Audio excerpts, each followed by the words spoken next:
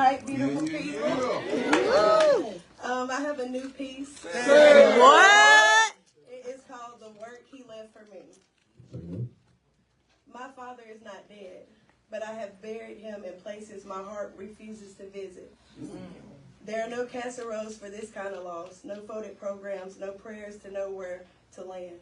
Just silence, where protection should have lived. I learned grief early, watching him spend love like loose change, never on the ones who built him from nothing. My grandparents deserved a throne, not excuses. I carried his weight before I had hips wide enough for it. Overcompensating him became my childhood sport. Straight A daughter, second parent, apology in human form.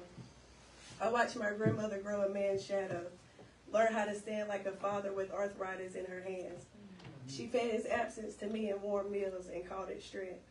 I was the oldest, so the wreckage learned my name. I knew something had to be done, I just hated the blood pointed at me. I carried his truth like a blade turned inward, and his family called it betrayal, called me cruel for naming what was killing us. Their love went quiet when I chose accountability. I lost people I still prayed for to a man they refused to bury while he was alive.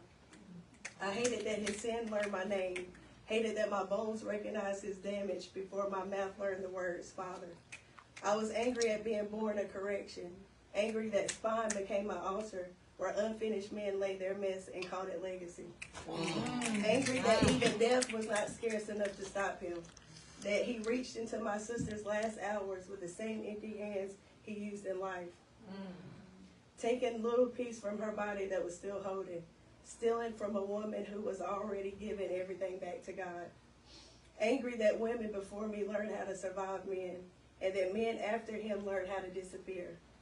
I was tired of bleeding for a man who never learned how to bleed back for me. I realized my anger never bruised him, never kept him up at night, never reached his doorstep, but it was breaking her. I saw it in my grandmother's eyes, how my bitterness made her choose between her child and her grandchildren, how loving me meant grieving him twice. So I loosened my fist, not for him, but for her. When he left my papa to fade alone, I became the last heartbeat in the room, carrying a grown man's sins in a daughter's purse.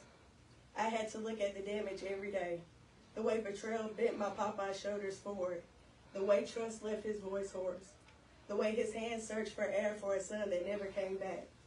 Grief doesn't transfer, it only multiplies, so we sit in it together. 2 generations learning the weight of the same absence.